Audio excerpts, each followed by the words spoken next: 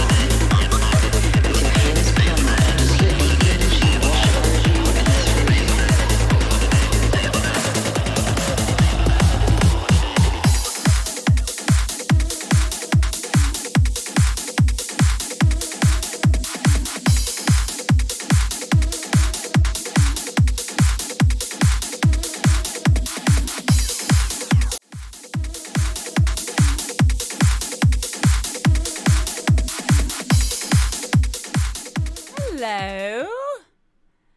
Hi. Hi. That was a bit more seamless, wasn't it? Yeah. What do you think?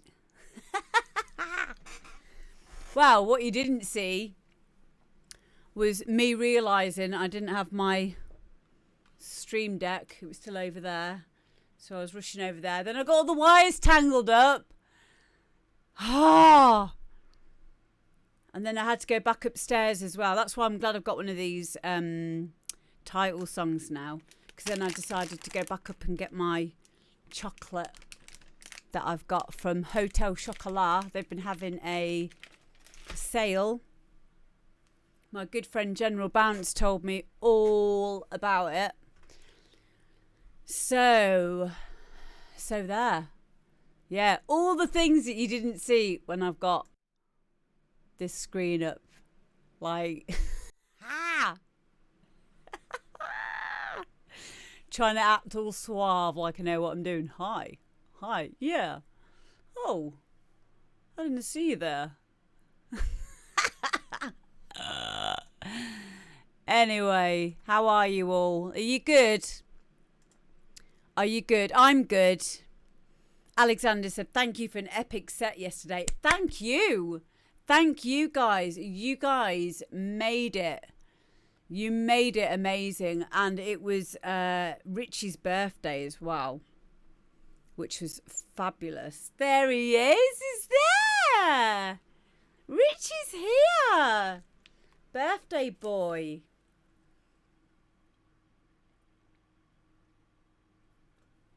So, yeah. We got 5,000 followers. Now, before we get started, the good news for that is it means that I'm going to be doing a 48-hour live stream this Saturday. Yeah, because I worked it out. Brownie, I'm not doing sing mode right now, mate. We can't do it because I don't have the effects. But if you're on the stream tomorrow, Richie will remind me as well. Get on the stream tomorrow and we'll do sing mode for you there. Okay? I promise. Yeah, we're doing 48 hours. I've done 2 24-hour live streams. And the first one was kind of difficult. The second one was a lot easier. Remember to stay hydrated when staying awake for so long, says Alexander. Yep, I agree with that. You definitely need to stay hydrated. I use this stuff, this X Gamer. I try not to have too much. Thank you, G-Spot. G-Spot. Try not to have too much caffeine in terms of like cans of Monster and stuff when I'm doing long streams like that. My longest that I've ever gone DJing for has been 3 days. That was a long time ago though. So yeah, it's going to be hard. It will be hard, but I know I can do it as long as I'm sensible about it. So, for example, I've not been drinking all year. I've not drank any alcohol. I don't smoke anymore, and I am very fit and healthy. So, yeah. And the thing is, if I can't do it, I'll just stop. I'll just stop the stream. I don't think anyone's going to think badly of me. You know, I don't think anyone's going to go, I didn't do it. You know, I'm not that proud to stop if I'm not enjoying it. So yeah, but that's what I'm going to do. Thank you all for the 5,000 followers situation that we found ourselves in yesterday. Now, anyone that's new and hasn't seen this before, what we're doing, that you can't bloody see that, can you? I'm going to whack this up here. There you go. So what we basically do, and shall I do my YouTube intro, which I never actually edit? Let's do that first before we get started. Are you ready? Okay, let's go. Hi guys, welcome to the demo drop where you can get your music heard. If you aren't aware yet, or this is the best, play it. Come on. Every time. Global Awakening, thank you for the follow. Let's try again. Hi guys, this is Amber D and welcome to the demo drop where you can get your music heard. If you haven't been here before, all you need to do if you are an up and coming producer is send a demo to amberdpromo@gmail.com. I'll have a listen to it for consideration for the show. And yeah, we will help you to get some feedback in a real-time situation. And how many of us are in here right now? There's 40 people in here. You know, you can't get feedback like this anywhere else, quite literally. There's a whole plethora of different people in the chat as well. There's lots of people who are in the music industry. There's myself that's got 20 years of experience as a DJ, as a record label owner, and as a music producer as well, and as a dancer.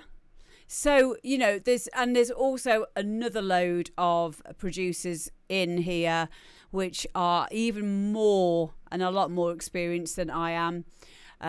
We've got some strange people in there as well, but everyone's really nice. That is the main thing about this show, is you can get your stuff heard on a platform where we are cool, we're nice to you, and that's how it is. It's a safe space, for want of a better word, for you to get your music heard. See, the Don TR there has just sent a link. Nice one, mate. It will have to be next week now for that one, because I have closing the doors on the ones that I've listened to today. I can't have them on if I don't listen to them first. But obviously, if you send me an email, make sure that you label or head your email with demo drop. Really important. Head it with the word demo drop. And if you're sending me any links, if you're sending me any files, please label your file with the artist name and the title. The amount of tunes I get called literally the number one, or it'll just be the name of the tune. Say like the tune's called My Feelings for You. It'll just be called My Feelings for You V3.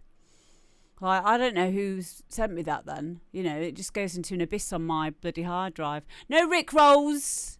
That affects my monetization.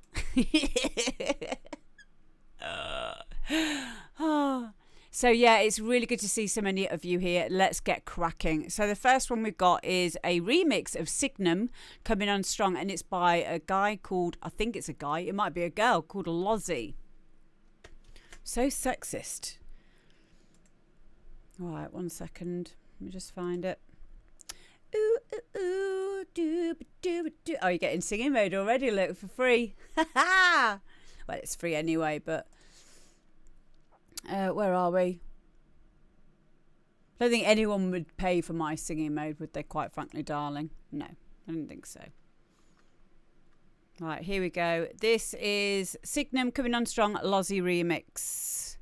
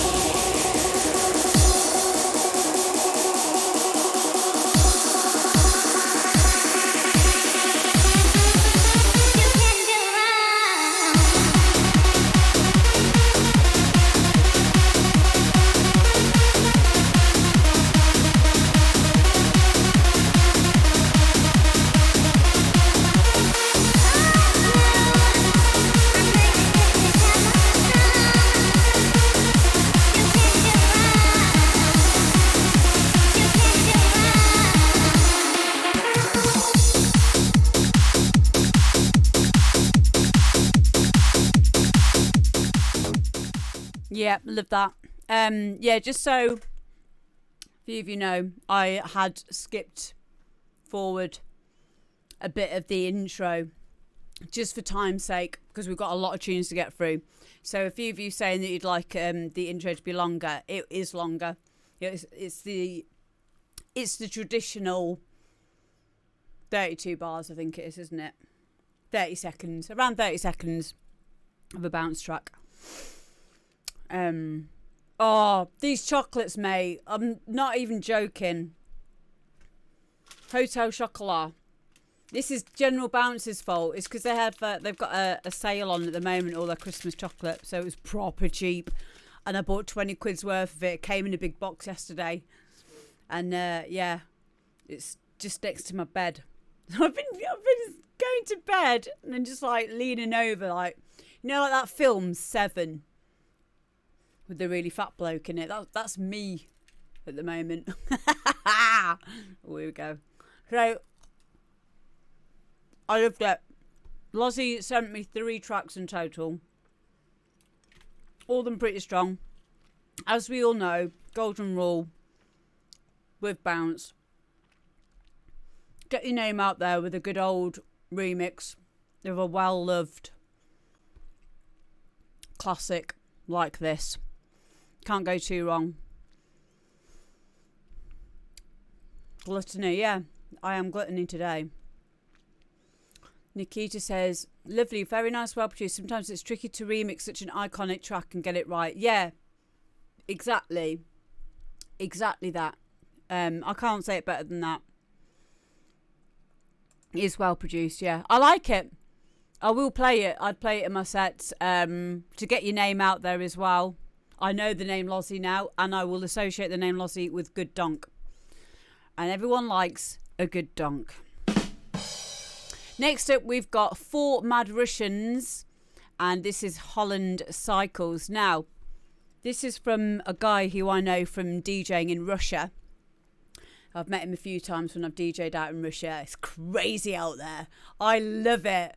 I have so many stories to tell you about DJing in Russia and the shit I used to get up to, running around with mafia and not realising, like, there's guns and shit, and I'm just being me. And there was a pirate ship. We're on this pirate ship after a gig, and the guy who like owns this pirate ship, he was like not the promoter of the event, he was like the owner of this place in Moscow, right out in the sticks, in the middle of nowhere, forests and lakes. And he's got his own pirate ship. And they were saying, me and BK were over there, and like, after the show, you'll have to come onto the boat. And BK was like, I just want to go to bed. And he was like, no, it's seen as very disrespectful if you do not come. I was like, come on, Ben, we're going to love it. And it was great. We're on this boat, and someone gave me a brandy glass filled up with this brandy. And I took a sip, I was like, ugh, ugh, and I threw it off the side. I was completely, and someone goes, that's like 200 quid a glass. I was like, oh, sorry, didn't realise that. But, it didn't stop me from being me. And basically, they just loved me. They thought I was hilarious. And, should I have known probably that they were, mafia, and this was like a boat which had guns and things. I don't know. I don't think it would have changed, because they accepted me and my weirdness and, me doing my silly voices and just being a dick, basically. But, yeah, that's Russia for me. I love Russia. From Russia with love. It suits me being in crazy places like that, and I was so well looked after, so fucking well looked after out there. I felt very protected all the time. So so there you go. So 4 Mad Russians, and this is Holland Cycle. So this is one of the guys I know from out there. Max, his name is, and he is a school teacher now.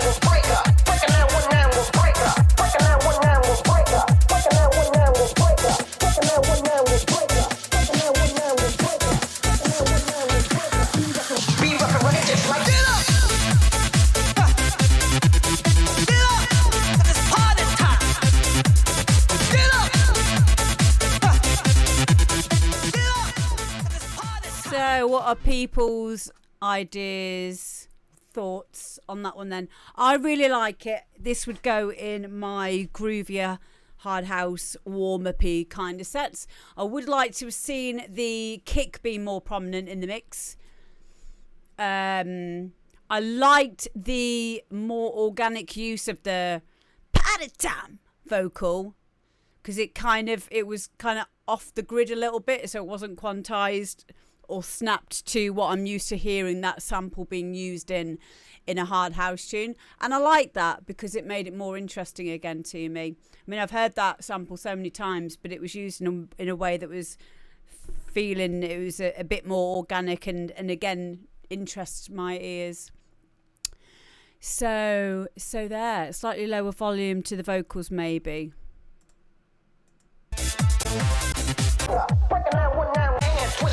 Yeah, maybe there's a few mixed down issues in there that could be resolved with either a bit of a mix down or side chaining. Probably just a mix down, I think, with that. But yeah, I think this is just a jam he's done with his mates. You know, 4 Mad Russians. They're probably high on vodka. You know, they used to get paid in vodka, didn't they, in Russia?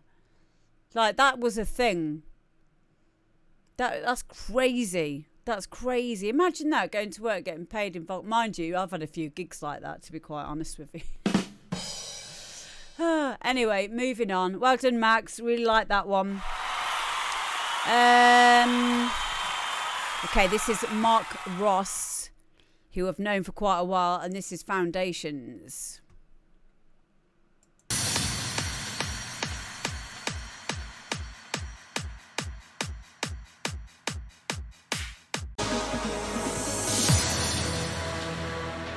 Ain't nobody got time for that.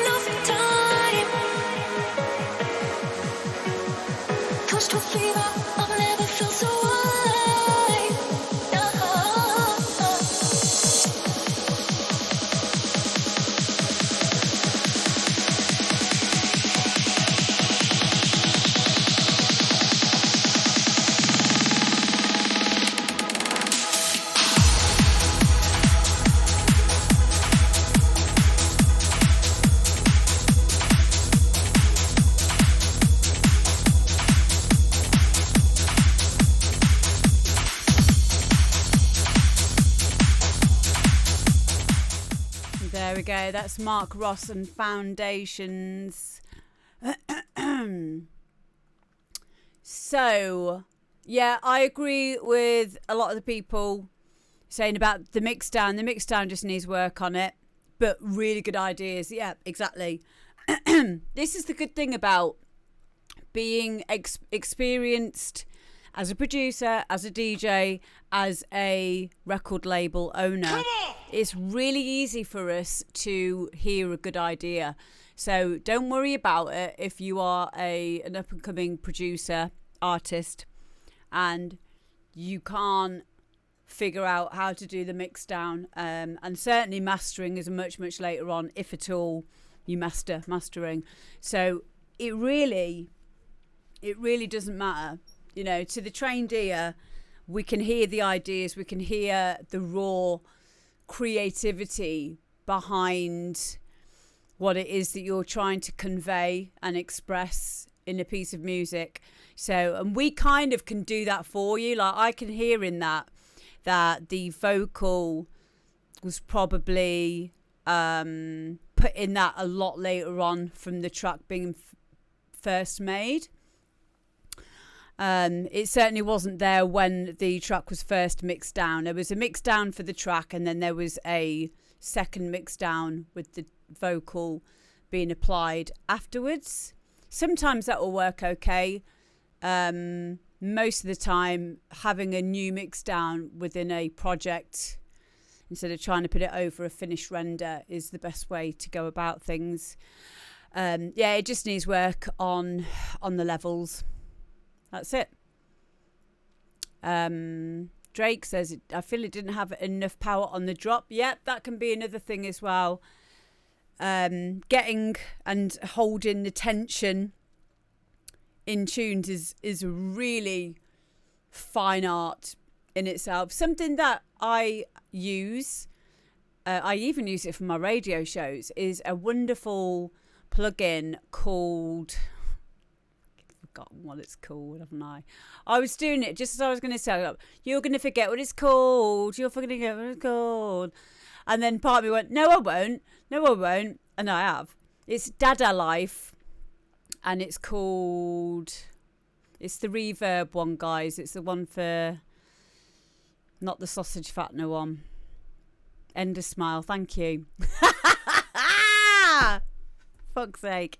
Yeah, it's Endless Smile. Endless Smile is really, really good for adding that tension on your build-ups just before your drops. It's amazing. It's got everything you need in there. It's got like a reverb with a big release. It's got a filter sweep in there, and it's all being automated through the one knob for all of the elements that create that sense of tension, like the trauma string and the pitch bending and all of that within, and you just whack it. You can whack it on a bus for your strings or whatever, or you could put it on your master channel. But it's really good. It's really good. I hear it a lot in people's music now. It's not sausage fattener, but it's the same. It's the same people. Dada Life and sausage fattener is fantastic. It really is, as long as you use it sparingly. So yes, as Kieran says there, a sausage fattener is a saturation plugin. I mean, I've seen really good producers, really well-established producers, use a bit of sausage fattener on the master, and just 1%, just a teeny tiny little bit. So Kaz's been using it for film scoring for tension. Yep, it's fantastic. It really is. And then, of course, another really good tip is white noise. White noise is your friend. Having some gated, side-chained white noise after your drops, along with your cymbal crash and all that, it all helps to take it over to the next part. This is why something as simple as adding rides to a track can lift it so much. That's why we like it. That's why we like techno. So there we go. Hello, Funguna. Hi to everyone. And I just need to say, hang on, somewhere the screen, 1 second.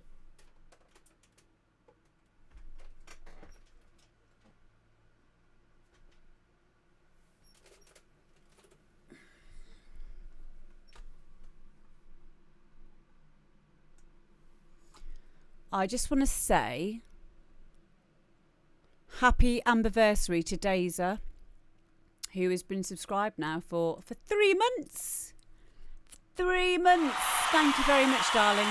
Also, big thank you to Lee, to Super Marco, to Mary, and to Drake Liddell for all of you for following. Cheers, guys. Pet Meister Funk, great advice. You're more than welcome, mate. And the thing is, it's good for you to get advice from multiple people, not just me.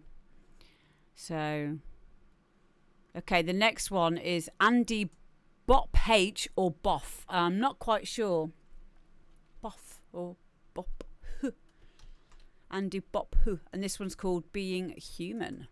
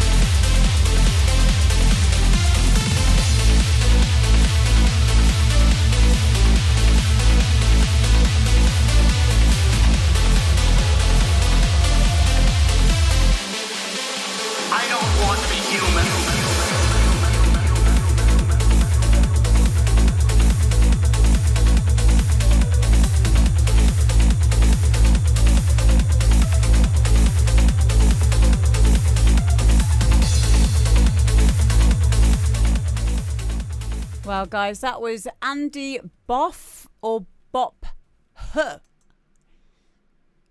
It's Bop H. Is it Bop H?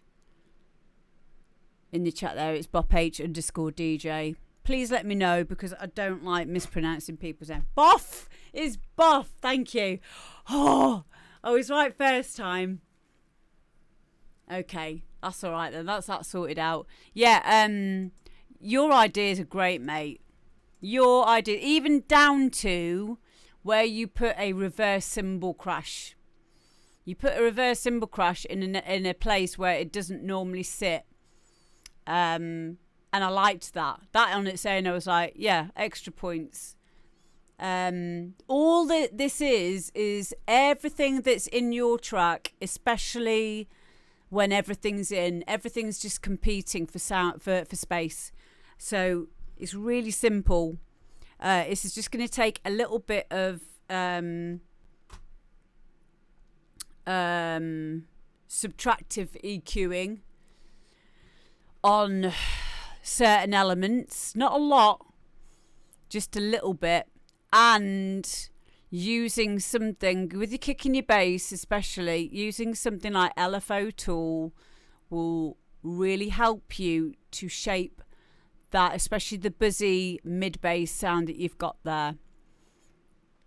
I would suggest, if you don't already, learn how to control and shape your sounds a bit more.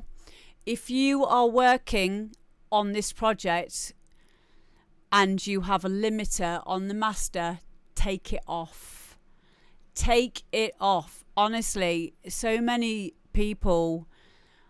but LFO Tool is all over that. Must be a bit harsh. Maybe it's that, but maybe it's that you need to learn how to shape your sound. The thing is, right, when you've got everything in, you don't want to be so corrective with what you do with all the elements in your tracks. You want to get it so that everything is sounding good without starting to subtractive EQ or start to shape yourself. If you can get things to sound good before you even start your mix down and start adding saturation and compression and all these other things, you're on to a winner. A lot of the time what happens is we can get quite lazy, and when we have a limiter on the master channel, it fools us into thinking everything's sounding great because it's gluing all the sounds together. It's making everything fit. And what you need to do, over processing is literally, right, don't give yourself a hard time over it, because this is a really, really integral part of becoming a good producer. So I'm really happy for you that you have been brave enough to let us listen to this track, because your ideas are so good. So good. And over process, anyone else in this chat here who's a producer will tell you that over processing is a part of the journey, and a really, really, really important part of it. So yeah, honestly, I'm excited for you. I'm really excited for you. So we've all been there, and we will all continue to be there as well. Drake, I can't play your one because I think you've only just sent it to me, so I have to do it in the order that I get them. So I'll get absolutely loads of them through, unfortunately. So it will be played next week, though, I promise. So yeah, I have to have some kind of like order to this, otherwise it would just be me sitting here for like a day. It's going, right, who's next? And also, you know, it's important that if anyone's not ready yet, that I can let them go away with some helpful feedback, and then they can try again. And yeah, a lot of them have done. A lad who was played a couple of weeks ago, he sent me 2 tracks before that and they were awful, and I explained to him why they were awful, and he came back, he listened to what I'd said, and it was brilliant, and I really enjoyed listening to what he'd come back with. So yeah. So, okay, Kid Dynamo's here now. He's going to be helpful. I have a compressor limited gate on each channel strip. Master is clean. Yeah, there you go. But yeah, going back to the whole limiter on the master, try to get out of that habit of having that limiter on, because it will make you think it sounds great because it is just squashing all of the stuff together. But when you're trying to differentiate between all of the sounds and what needs to be shaped a bit more, you're going to find it really difficult. And then when you turn it off again, you're like, whoa. So, and you can tell on the waveform, I mean, I can look at the waveform now, you can see on the loudest bits, you know, where you shelved off. So, but I'm so happy for you, because this is all a great learning curve. That's all it is. Over process. You knew as well, you said I over process, so you understand that that's what you're doing. So there you go. Hello, Carte Blanche. Well done. Can someone in my mod team please give Carte Blanche a shout out? Because, so yeah, well done, Andy. I'm really, really proud of you there. Carte Blanche has quit his job. He's quit his job in IT to pursue being a DJ on Twitch full fucking time. Yes, mate. So I'm really, really proud of him. Everyone thinks he's nuts apparently, but you know, that's what I've said. I've been told that by a lot of people, you know, and here we are. So, you know, you got to take some gambles in life, because that's where all the good stuff is. So there you go. So yeah, well done, Andy. Really, really proud of you, mate. Keep going. Now, the next one, this is called More Cowbell, and this is by Cav Cavendish. You would have heard Cav on the show before. And yeah, let's have a listen to this, and then I've got a bit of context for you with the song that's coming after it. So here we go.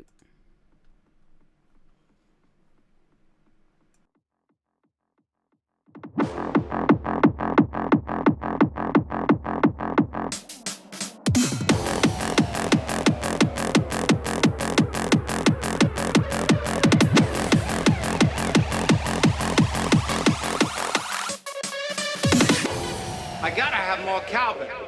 Don't blow this for us, Gene! And if Bruce Dickinson wants more cowbell, we should probably give him more cowbell. Say, babe. The last time I checked, we don't have a whole lot of songs that feature the cowbell. I gotta have more cowbell. I gotta have more cowbell.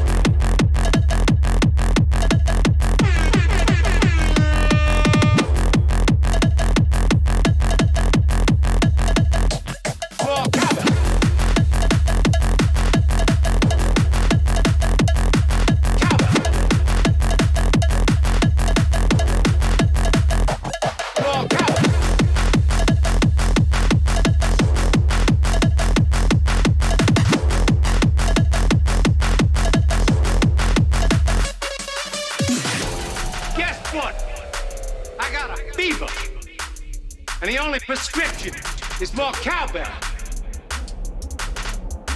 Why don't you lay down that cowbell right now? Y'all be wearing gold-plated diapers. Who's that to eat? Never question Bruce Dickinson. I got a fever. And the only prescription is more cowbell.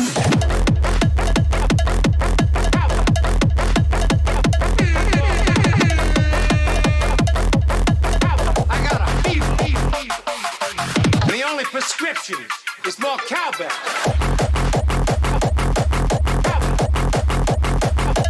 More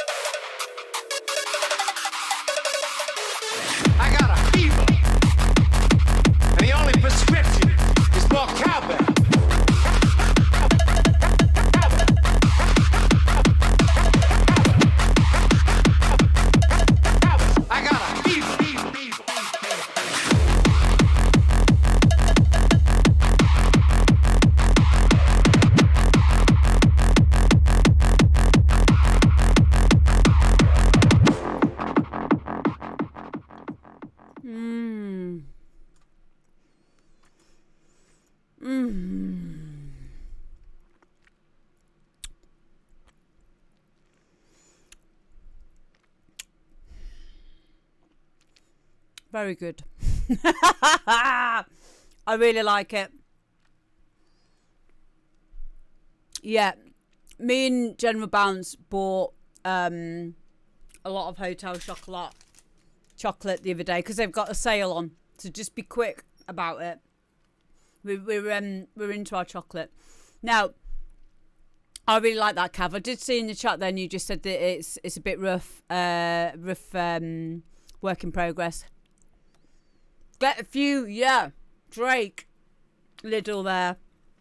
Use a few different cowbell samples. I think I saw General Bounce said bring them out a bit more. Definitely. Use them in the fills. Maybe get a cow moo in there. Something I'd do.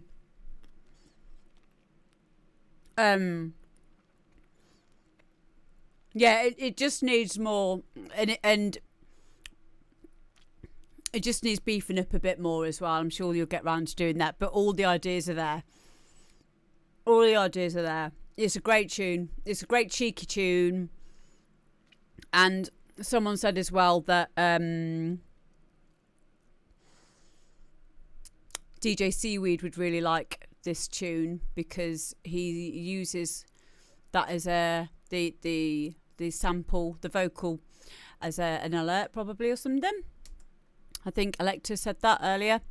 So it needs a big offbeat dinky cowbell. Yay! But yeah, mate, that's going to be excellent when it's done. Now, the next tune. Now, this is going to be a really good example of why you want to get your mates to remix stuff if your mates also produce. So the next tune is Kenny Magnum and Cav Cavendish, more cowbell, but it's a tech remix of it. So this is where it's really good to get different takes on an idea. And when you have friends who are into different genres of music, or if you run a record label, it's really, really good idea to diversify the music that you put on said record label, because a good idea is a good idea is a good idea. And with remixes, with an EP or with any release, you can have a number of different remixes from, you know, very different genres, because having a different take on a good idea sells really well. And it also it's just good to be diverse in your abilities as a producer. So here is a really good example. So this is the same track, but it's done as a tech mix by Cav and his friend Kenny Magnum. So same tune, same ideas. Here we go.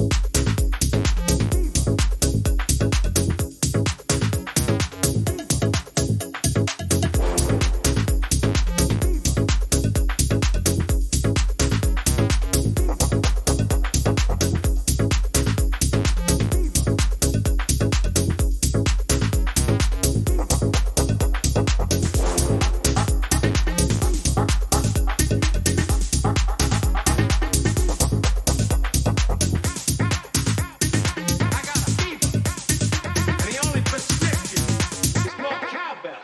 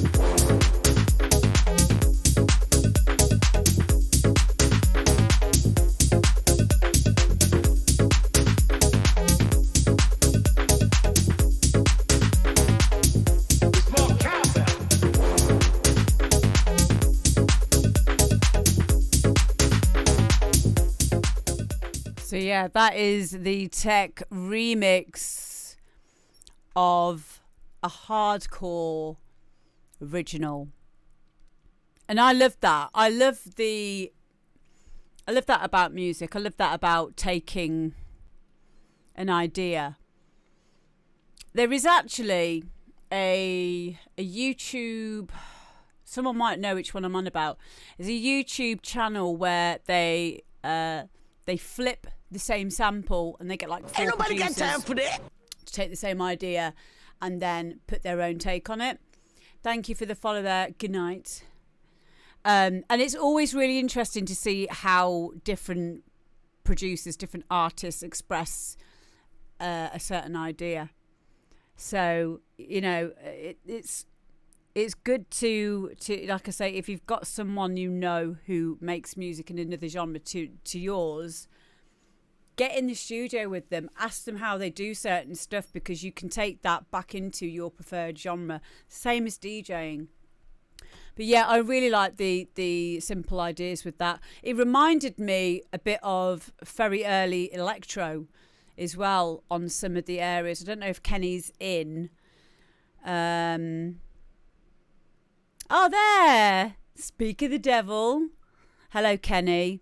Yeah, there was a few elements in there that reminded me of like around 2006 electro house, that kind of era. Andrew Huang. Yes, that's the guy. Yeah, that's the one on YouTube who does the flipping of the sample.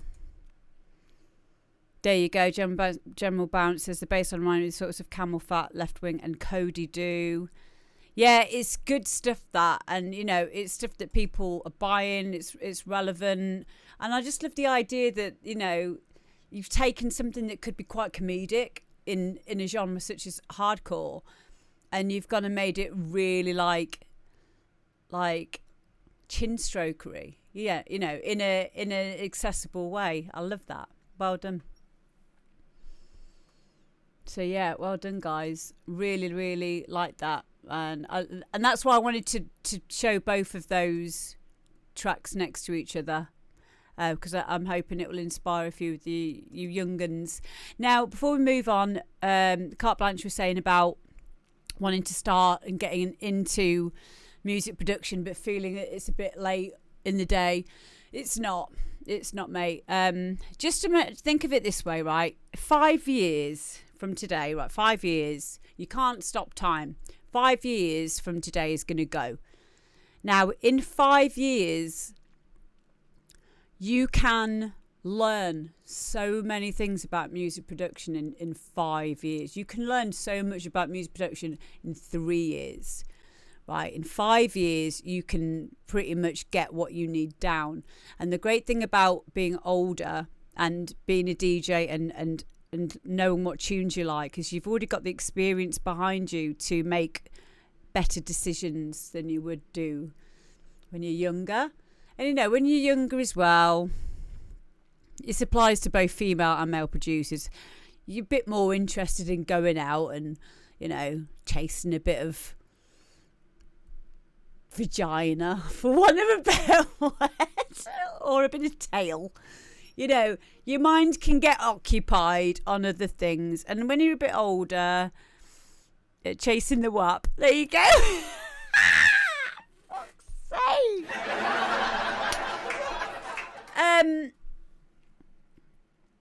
You kind of take it for granted when you're younger that you have all this time. But I think that my point is 5 years is going to go no matter what. And in 5 years' time, don't you want to get to a stage where you can produce? Like 10 years ago, I couldn't produce. 20 years ago, I used to get people to engineer the tunes for me. All of the stuff that I've had out on vinyl, all of my best-selling stuff, has all been made by other people. I was in the room while they were making it, and I used to always give my ideas and stuff, but it wasn't me doing it. And it's taken me 8 years, 8 years to get to a stage now where I'm comfortable with releasing my own stuff. But I went in really deep as well. I went into the sound design side of things as well, and learnt spectral synthesis and FM synthesis and additive synthesis, subtractive synthesis, spectral synthesis, and it was fun for a bit, and then it got really like, oh shit, this is just too much. I didn't get a lot of music done, but it did teach me a lot about music and sound in general.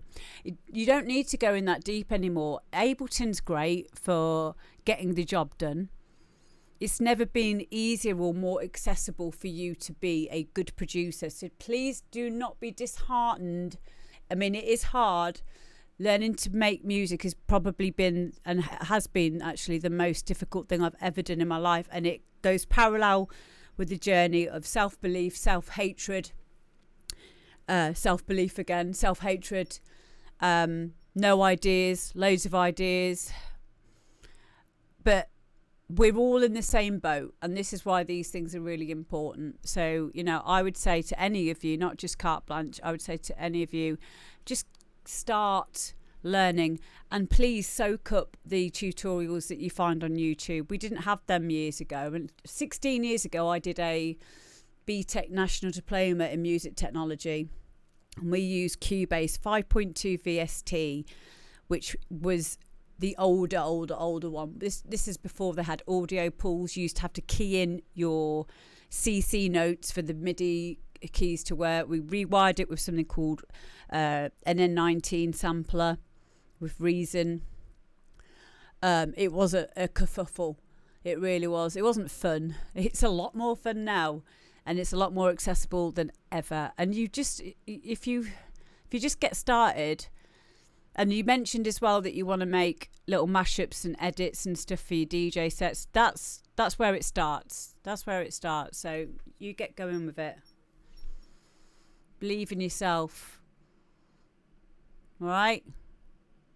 Dickhead. It's okay, I know him. I won't speak to the rest of you like that, I promise. Right, next one we've got is Nikki Adams, and this is Albatross.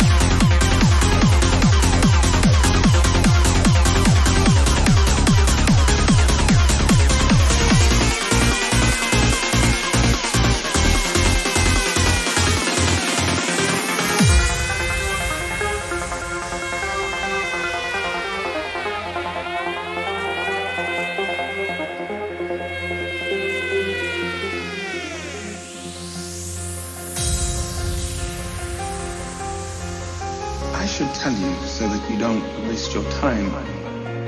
You can't make me angry. I think you're beginning to understand how dangerous River Tam is. That girl will rain destruction down on you and your ship. She is an albatross.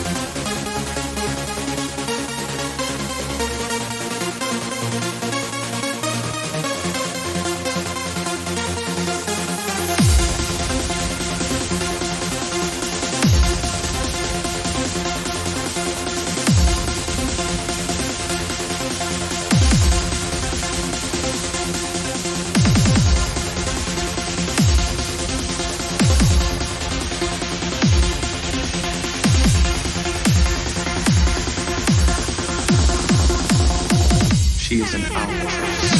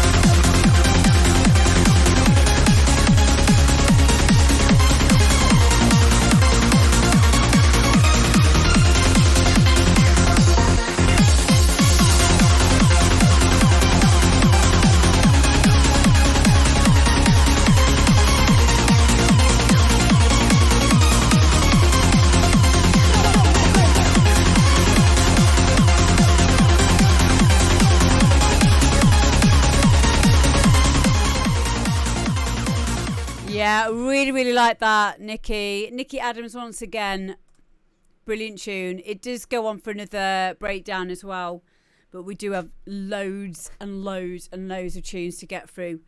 I don't like cutting them short, but I've just left the SoundCloud there for Nikki Adams there. Albatross, really like it. I like the vocal.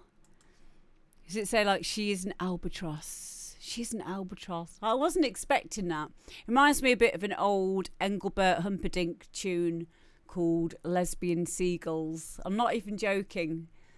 Honestly, there is a tune by Engelbert Humperdinck called Lesbian Seagulls. This is much better though. So well done, Nikki Adams. Well done. Can I just say as well quickly, thank you very much to Robert Nixon for the raid. Thank you very much indeed. I'm just going to follow you now. Followed. There you go. And I implore the rest of you to do so as well. Thank you very much, mate. And welcome to the rest of you. If you've not been here before, this is the demo drop. We do this every Tuesday at 8 p.m. GMT.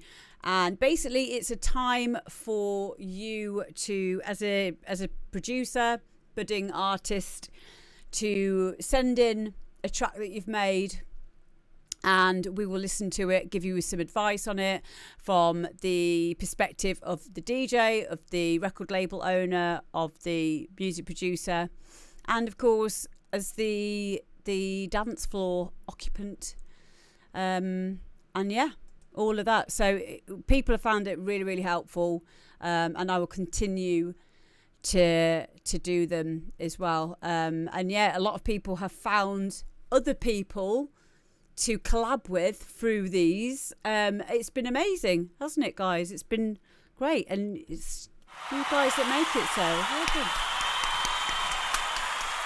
Woo! Yeah.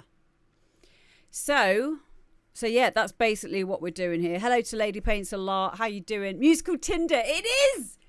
That's what it is. That is exactly what it is. There we go.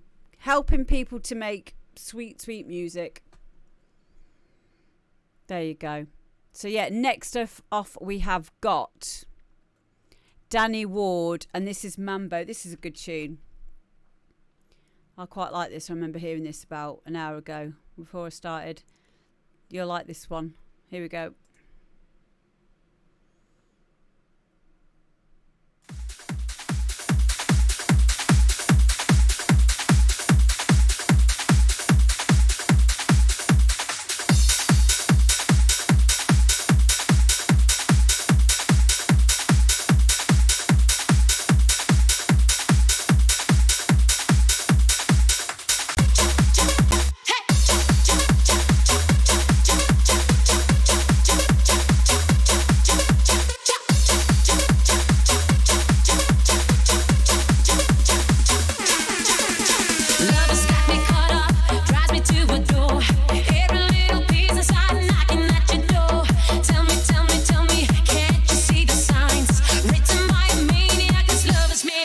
Can't deny your poison gets me high. Just a little taste, shook my life and hit me like a drum.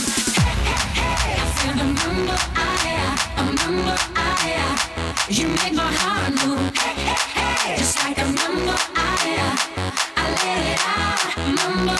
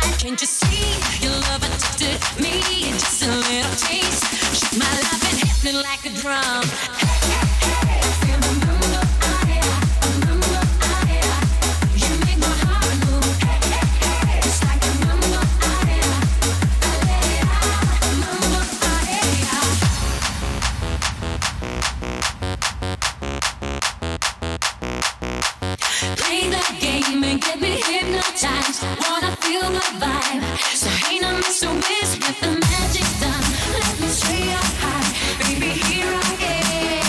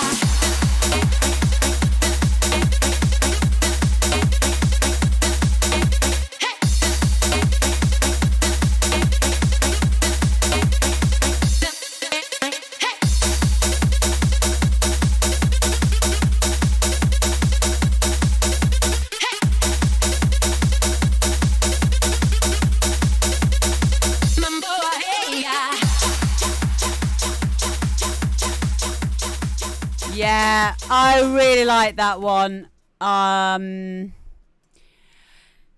It's fun. It's a fun tune.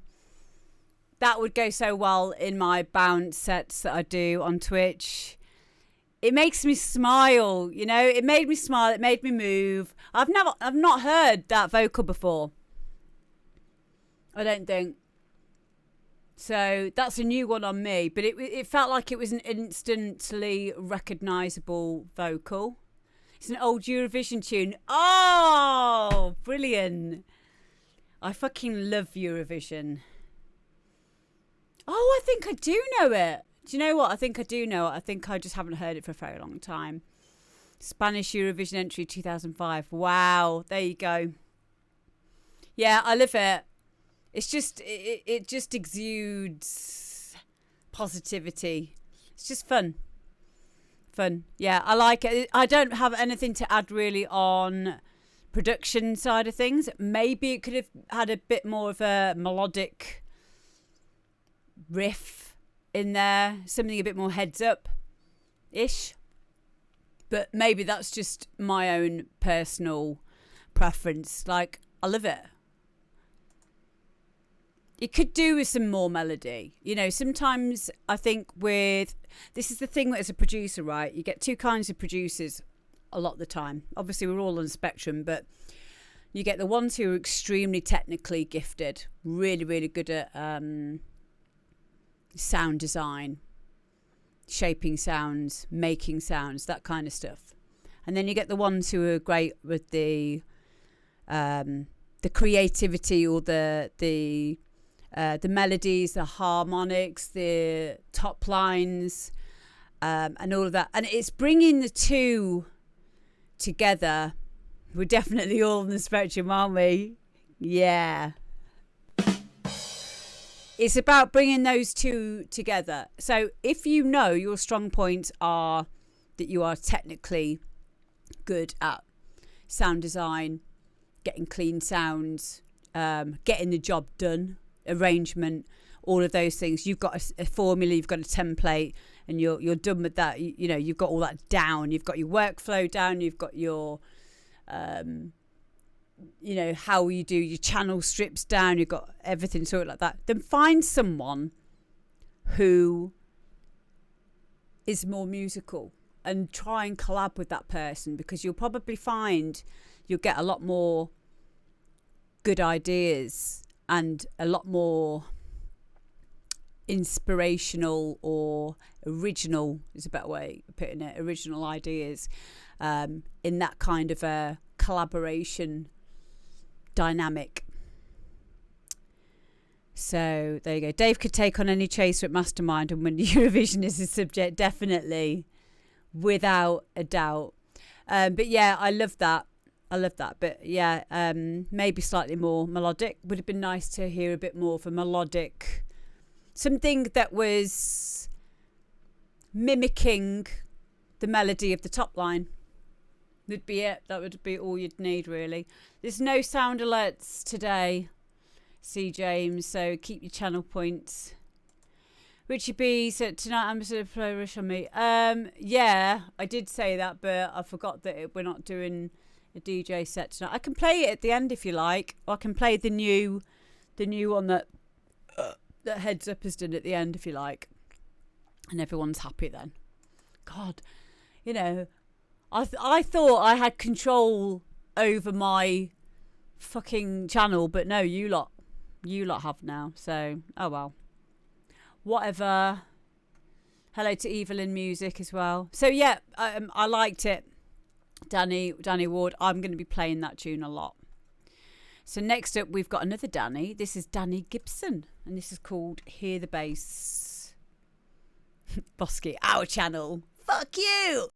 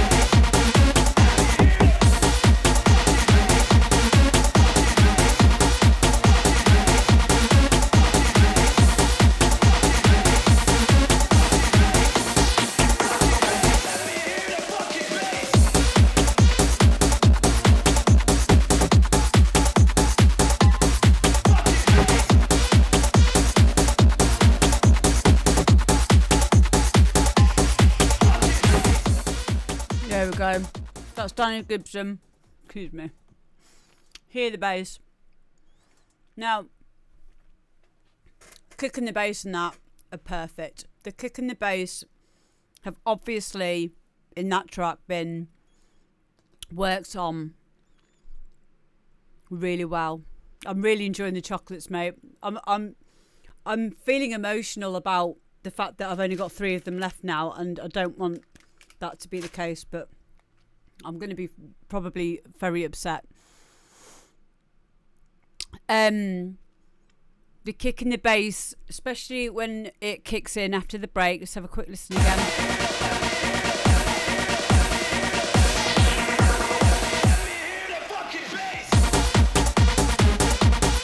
Nice and clean. That kick and bass have been worked on very well.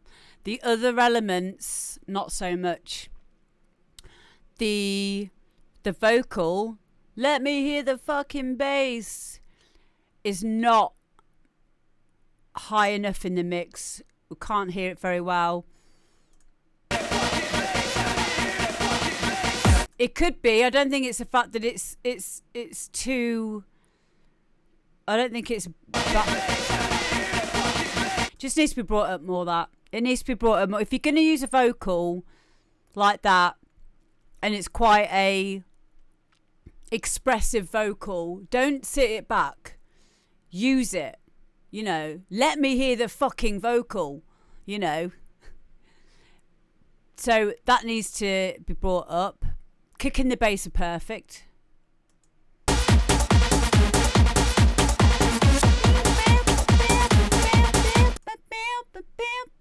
Those stabs are great. The nice Hoover stabs there. Perfect where they are, placement wise.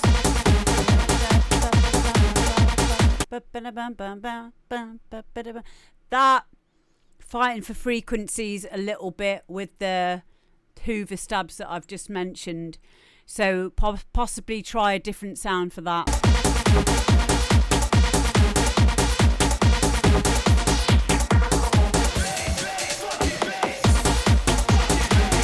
Yeah, and that vocal just needs to be brought up. That's it. That's it. But that kick and bass are brilliant. That tune will be really good when it's finished. So there.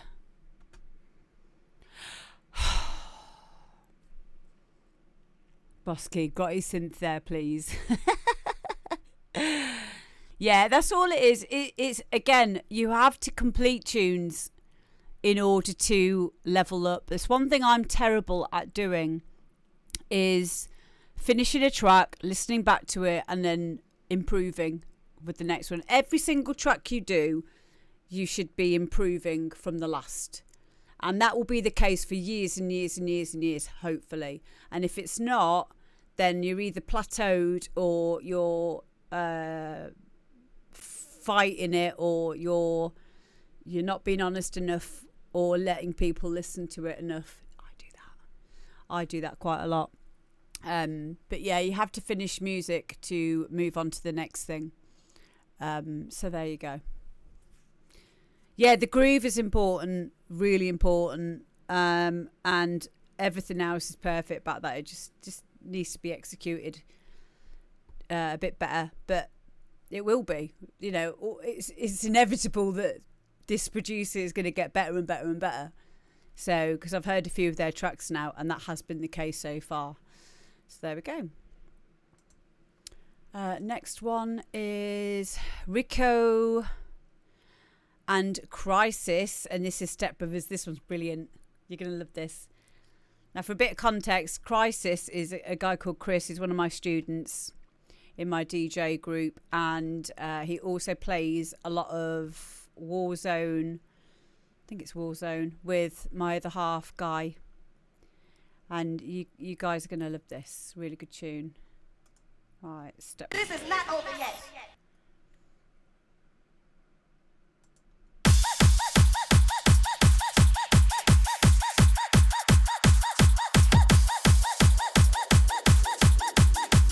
All right, that's it. Take that. I am warning you right now. If you touch my drum, I will stab you in the neck with a knife. Fuck you, Dale! Fuck you! Ah!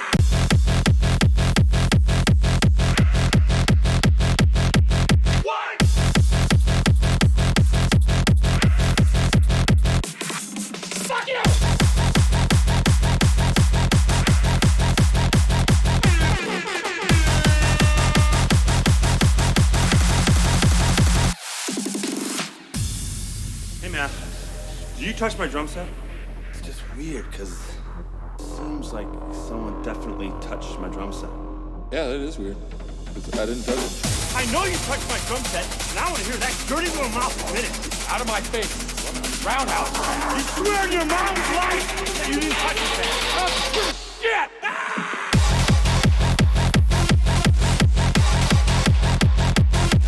What? Fuck you, Dale! Fuck you! I don't give a fuck.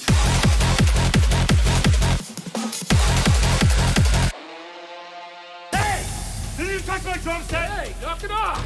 I know you touched my drumstick. 'Cause the left one has a chip in it. Fucking crazy, man. You sound insane. Do you realize that? Fuck you, Brennan.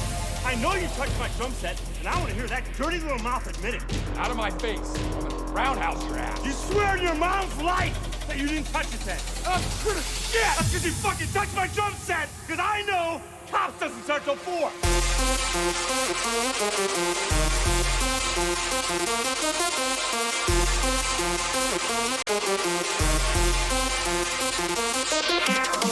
I know you touched my drum set, and I want to hear that dirty little mouth admit it.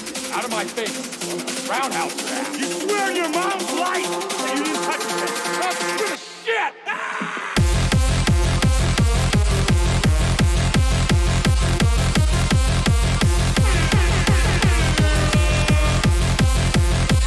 You're fucking hot!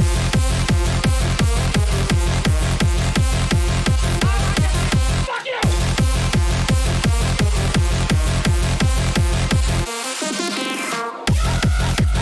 Out of the fucking prison!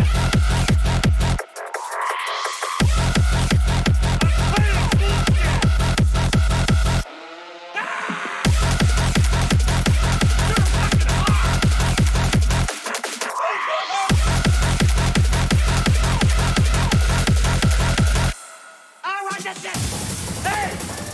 Did you touch my drum set? Hey, knock it off! I know you touched my drumstick. Fucking crazy, man.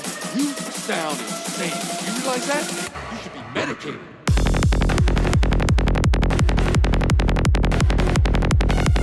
Fuck you! I will stab you in the neck with a knife. This house is a fucking prison! I'm playing a bullshit. The galaxy of this fuck's camel dick!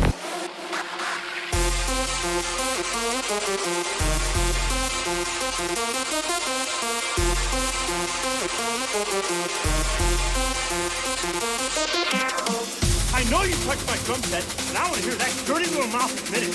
Out of my face. Roundhouse your ass. You swear in your mom's life that you didn't touch it then. Oh, shit!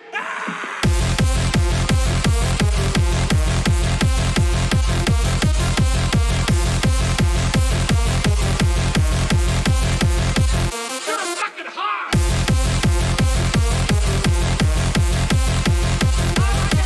Fuck you!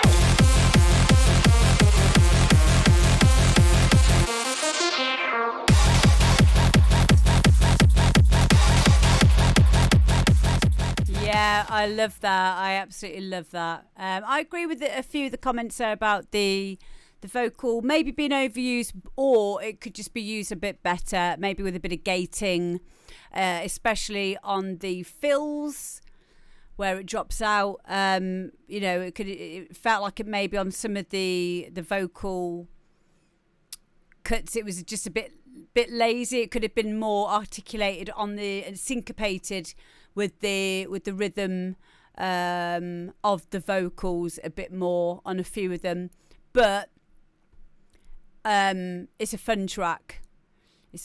Maybe the vocal as well could just be brought up in volume a little bit or compressed a bit more, just to bring it out slightly more. Yeah, the vocal is overused, but they chopped it up more on the side drop bit.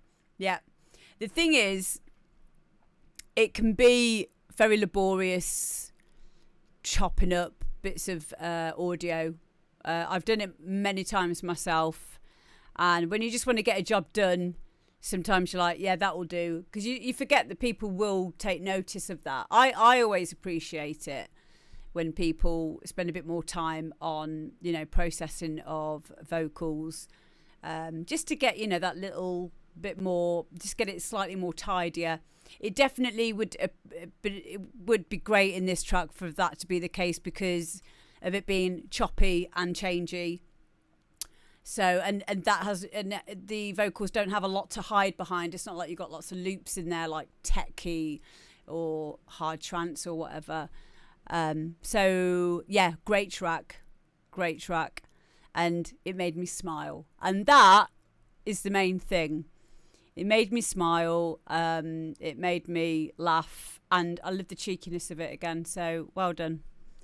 Really, really liked it. Okay, next one is Bosky, and this is Evil Essence.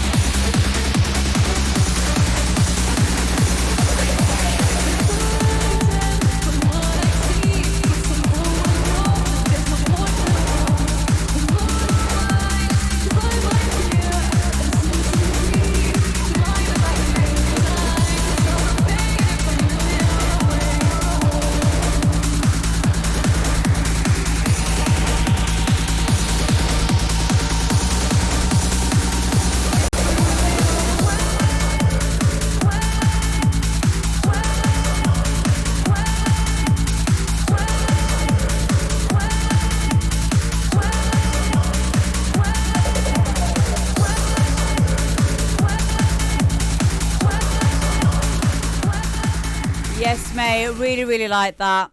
Really, really like it. Vocal needs to come up.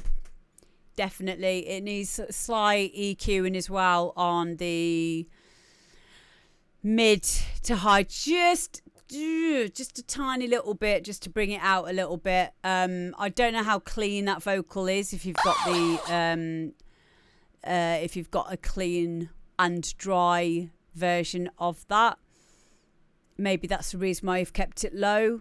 I don't know. If you can though, please, bring that up a little bit by a few dB, make a thing of it. The other thing as well, when we get to around 6 minutes, you've got everything going and you've got the vocal as well. It's fighting for space. Where is it? I'll just show you now. Where are we?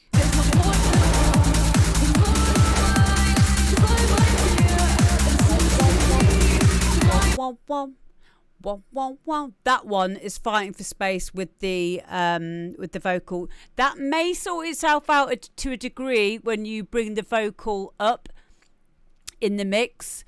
The other thing that will massively help that as well is either having a high pass filter on that and having it just simmering down a little bit at the points where that is on, or even if you use Pro Q3, I'm wondering if you could create like a dynamic EQ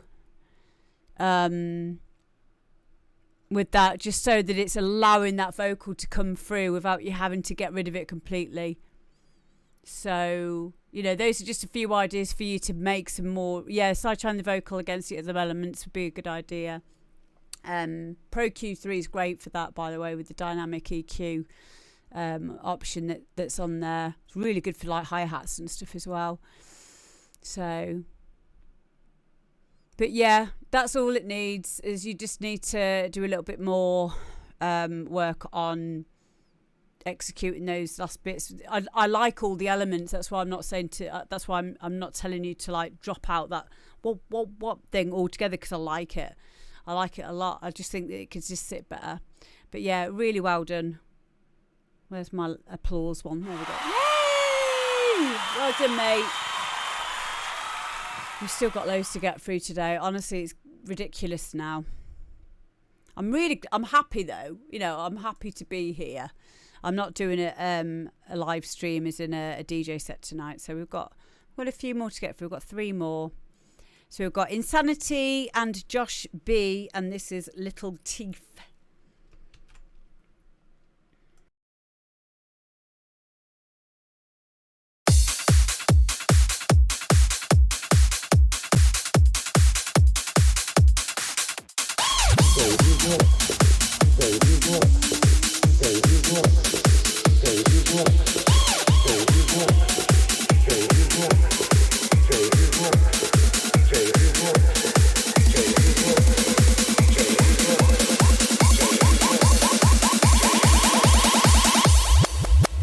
Using a sampler, these DJs can rearrange beats to create their own mixes.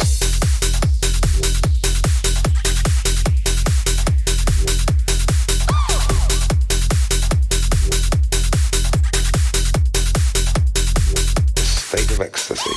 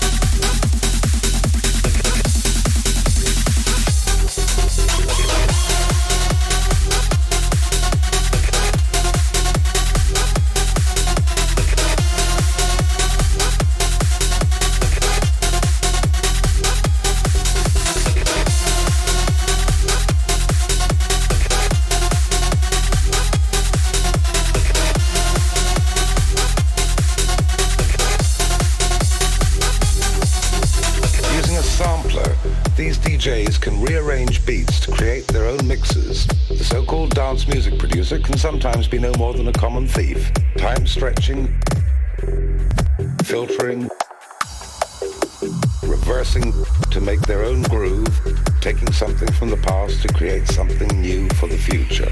These tracks are then taken to dance venues where clubbers listen to the music at extremely high volume. Around them is a fantasy land of lights and lasers. They are in a frenzy, a state of ecstasy, ecstasy, ecstasy, ecstasy, ecstasy.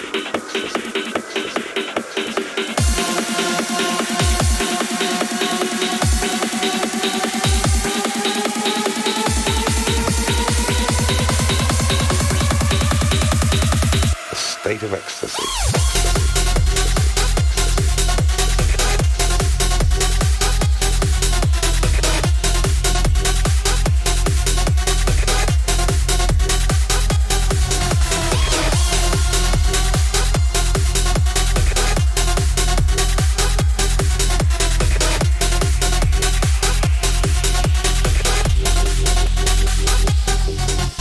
Using a sampler, these DJs can rearrange beats to create their own mixes. The so-called dance music producer can sometimes be no more than a common thief, time stretching, filtering, reversing to make their own groove, taking something from the past to create something new for the future. These tracks are then taken to dance venues where clubbers listen to the music at extremely high volume.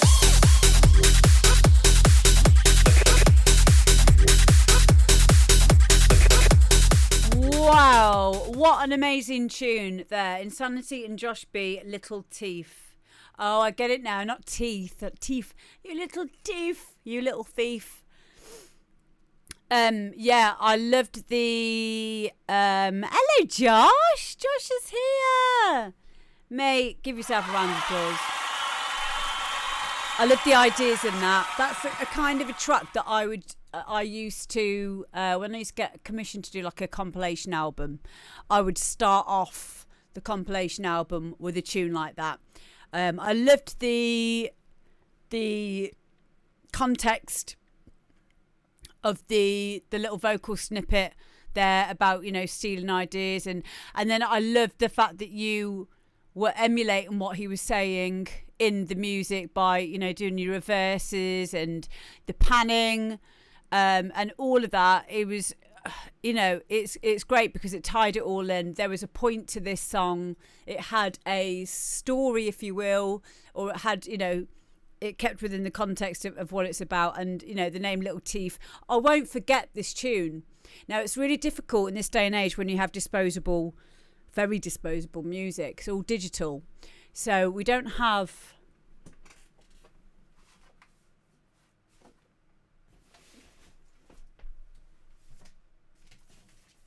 I don't have album covers like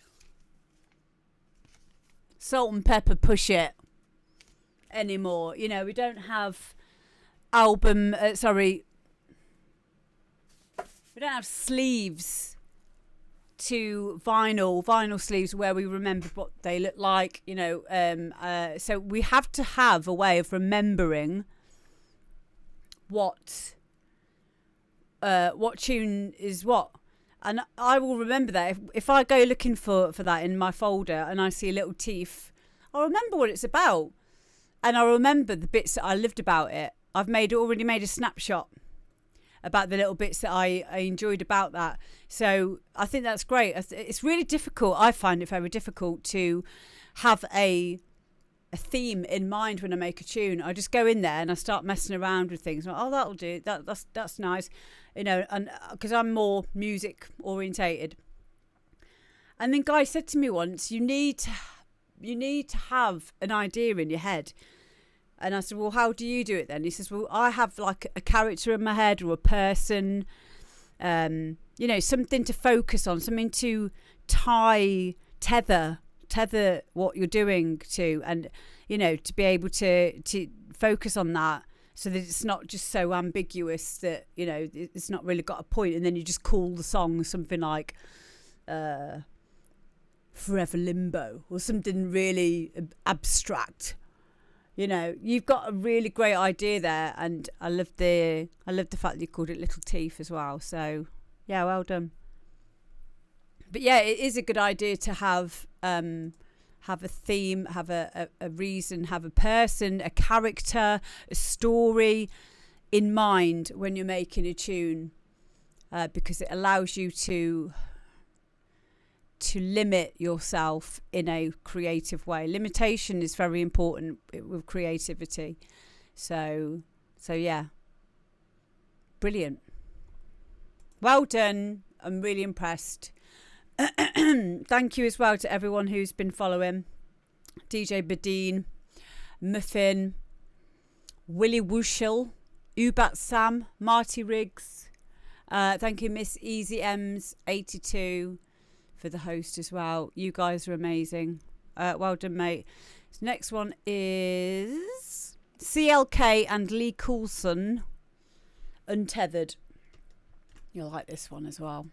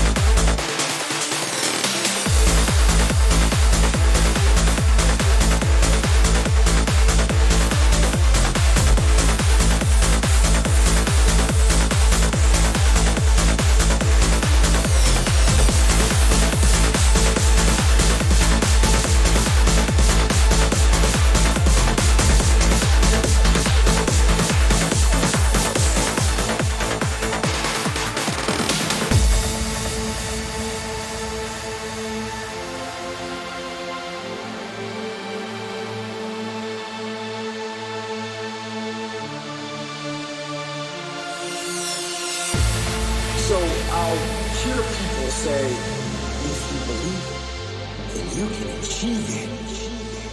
The problem with that is they're leaving out the most important part of the equation. And that part is work. Actually doing something. That's what you have to do to achieve anything. Yeah, you gotta believe it, but you better get the work done.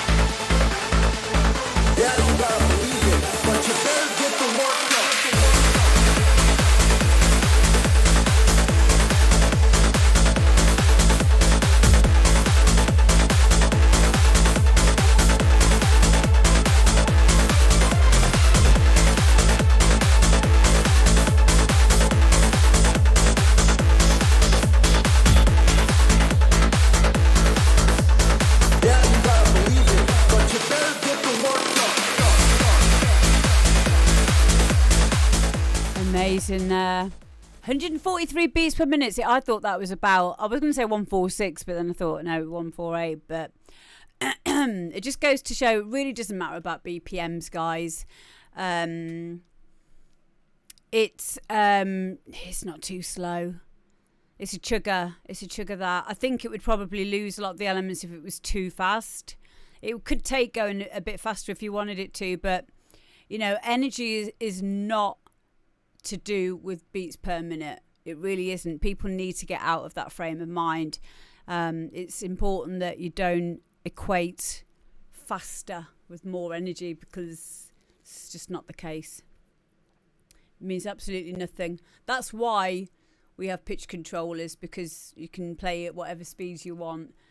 So energy and drop. I mean, this is why, for a good example would be techno. Techno is a genre, right? You can get techno like at 120 BPM, all the way up to and exceeding 170 BPM. It's all techno, baby. So it really doesn't matter. It all depends where the thing is, right? I could play you a piece of music, and that piece of music could have been made at a completely different BPM, and the way that I would play it, like if I played it, I could play it sped up, and you wouldn't know that it was sped up, you know, unless I told you or you knew the original. So 143 is good for, you know, hard trance, that kind of thing. I'd probably personally speed it up a little bit, but that's just me. But it would fit nicely into a banging trance set there, which would sit around about the 138 to 140. But yeah, please, by all means, ask any questions at all. There's no such thing as a silly question, but just so that it doesn't confuse you or stifle your enjoyment or your creativity, don't give BPMs a second thought, mate. Honestly, I've heard of people who are categorizing their music by BPM, which scares me. You know, you should be doing it for the energy. You know, the way that I categorize my playlists when I'm putting plays together is I listen to the energy, and that changes up and down. So you know, as like say for example, number 1 would be the most grooviest, most chuggy. And then by number 10 it would be the most energetic and almost not energetic, the most the most energetic, the most things going on with it. You know, it could be more rolling bass line as opposed to something more groovy. But I would always put my folders or my playlists in an order of energy, from the least energetic to the most energetic. And that way I can go into any folder and think to myself, okay, I'm doing a warm-up set. I'll probably play numbers 1 to 5 maximum. If I'm doing a later on set, I know to go from number 5 up to number 10. And that's the way that I categorise stuff. And it really didn't matter what the original BPM was of the track, because I get to be able to change whatever, you know, because I've got a pitch control there. So hopefully that's cleared that up for you, my sweetheart. I don't want you going away thinking that, you know, you need to be worried about BPM. Quite a few people. Okay, I'm going to have a bit of a rant here, right? I remember before lockdown, I was in a group for a gig, quite a big gig, and there was a group chat on Facebook between all the DJs, and I just remember going into this group, because I don't usually go into them because it's just like, I just mute it. And I went in and they were going, oh guys, what BPM are you all playing? What BPM are you all playing? I was like, what? Why are you even saying it? So I wrote, I don't know, 148.3341 recurring. And they were like, don't be silly, Amber. I'm like, it's like, what the fuck are you on about? What BPM are you playing? A good DJ will be able to mix in and out of anything that the DJ before you has left you on. Obviously, DJ etiquette says if you're doing warm-up, please don't leave it on 152 fucking banging hard house, obviously. But don't worry about the BPM. I think all of this has come from people using their eyes and not listening with their ears. It really, it doesn't annoy me. It frustrates me because I'm a teacher, I'm a DJ mentor, and it matters to me that I help people to become better DJs. But when you ignore what I'm saying to you, and not anyone in here, but when some of them have ignored what I'm saying to them, and they're like, no, I need to know what BPM you're playing at. And I'm like, oh, fucking what?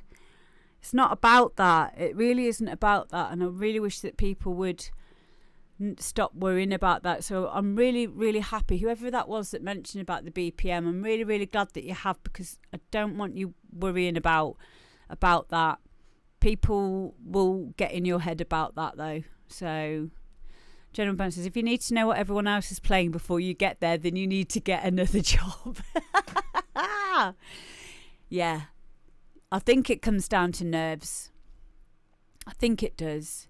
But, you know, we need to be instilling the next lot of DJs into having some confidence that they can just get there and deal with the situation at hand. You don't need to know what the person... That was another one.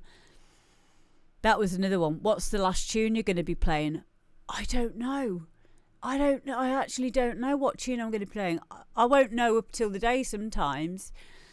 And they'll want to know what tune it is so that they can memorise, you know, where they're going to be putting their cue points. And again, it's because a lot of them are using the visual cues, not using their ears enough.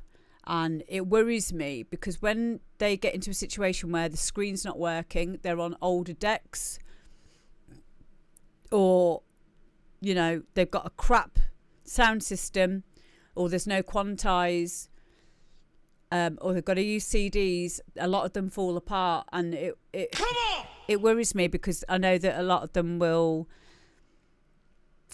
fail miserably in front of everybody and probably won't want to do it again, which, you know, if that's how it has to be, I have warned a lot of people about doing that. So DJ Leather says, or worse, when someone wants a playlist in advance. Wow. Oh my God. Oh. Yeah, I think as well, experience is really important. And a lot of DJs want everything straight away. And you don't want all the food that you're going to eat right now. You're not ready for it. You're not ready for it yet. I don't think you're ready for this jelly.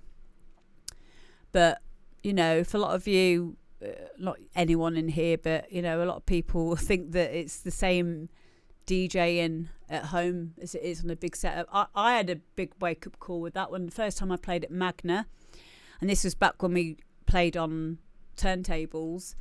When you're playing in a massive arena, and I mean a massive arena, you get a lot of reverberation, you get a lot of slap back, which means you can hear two kick drums. I'm not even joking. It's very off-putting. And there's only a certain sweet spot on the floor monitors, and you have to come back a little bit, and that's where you can hear the true kick. And I remember I was doing a back-to-back with someone at the time. I had to let them carry on because I was like a deer in headlights. And I'd had quite a bit of experience up to that point. And that was many, many years ago, nearly 20 years ago now. But that was hard. That was hard. But we learned to deal with situations and shitty setups, no monitors, one of the cue buttons not working, no visual displays, no headphones. And even now, I love it. I love it when something fucks up, right?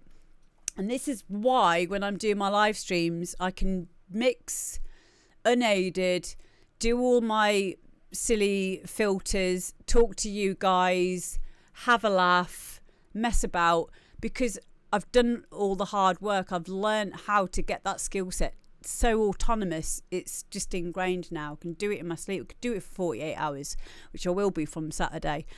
So, yeah, if you've just joined us and you don't know, I'm going to be doing a 48-hour DJ set on Saturday because we got to 5,000 followers. Yay! Yay! So I will be very, very tired at the end of that. But I know what I'm doing.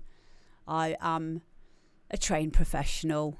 And yeah, I wouldn't be doing it if I was looking at a computer screen and cutting corners, I can tell you. But yeah, I will need your support. Yeah, I've done 2 24-hour ones now. The second one was a lot easier. I've not been drinking all year. So I'm feeling healthy. I'm feeling ready to do it. So I am going to do it. But if I can't do 48 hours, if I can only do 30, I'll still feel like I have achieved something. So, no Pro Plus. No. No Pro Plus. That stuff makes me very, very jittery. Cancer Monster, I might have a few Cancer Monster towards the end. It's going to be a lot of juices. Guy makes me a lot of juices when I do my long sets. Juices, eating really well. I mean, this is the last day that I'm going to be eating fucking chocolate. Carrot and ginger. Yeah, we have lots of carrot and ginger. So, yeah. And then the last tune that we've got, before I forget, we have... what was that last one there that we just done?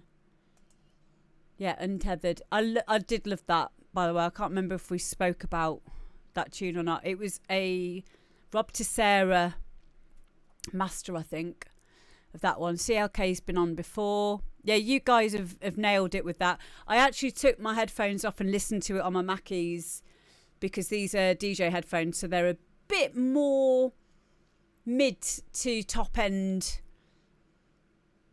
focused.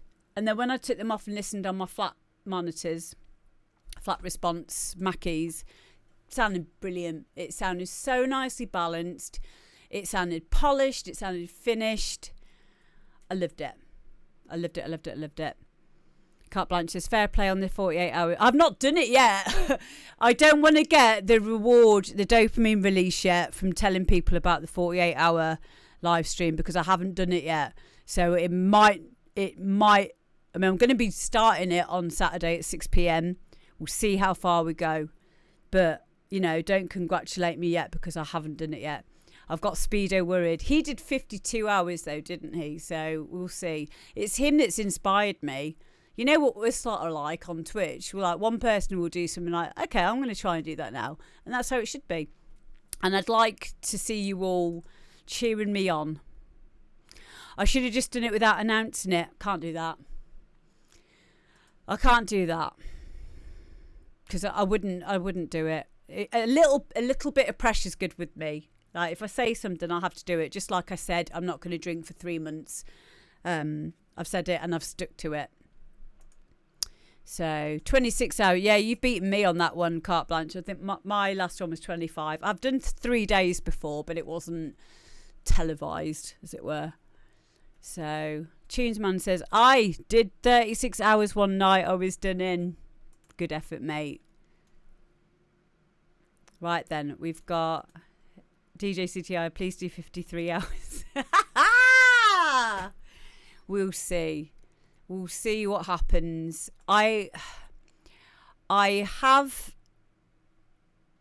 everything going for me in terms of experience and knowledge of how to do this. So I will be okay. But I just need to make sure that I'm doing micro sleeps, meditating in between. Keeping the sound low is another thing you need to do. And then sleep a lot afterwards, yeah. So it's going to be good. I don't want to piss him off. It's him that's inspired me. I don't think he'd be pissed off at all. I think he'd be proud. I'm proud of you, Carte Blanche, for beating my personal best. So, but yeah, we'll after 48 hours Twitch restarts, yeah, it'll be fine. We'll see what happens. I might not get past 30, but if I do, I've still beaten my personal best, so I'll still be happy. I just hope that you guys will just come in and give me a bit of moral support. So the last one we've got is Twisted. It's a remix of Twisted. You guys will recognise the vocal in it, and it's the Tony Perkins The Blown Gasket Experiment.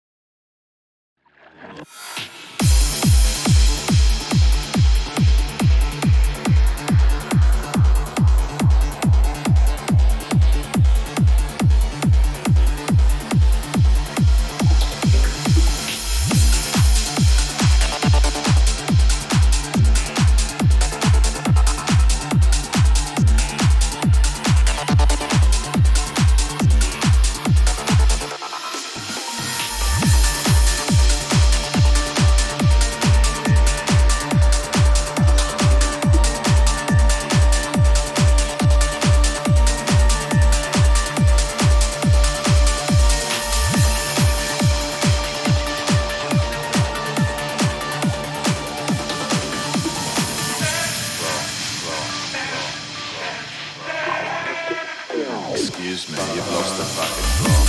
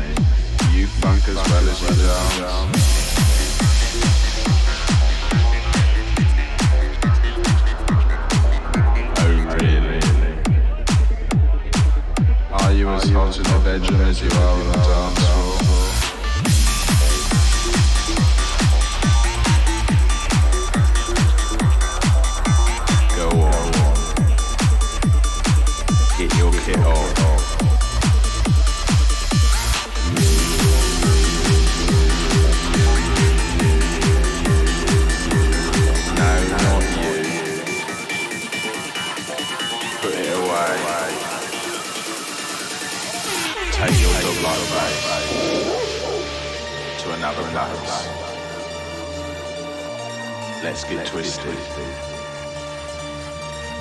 Twisted. Twisted.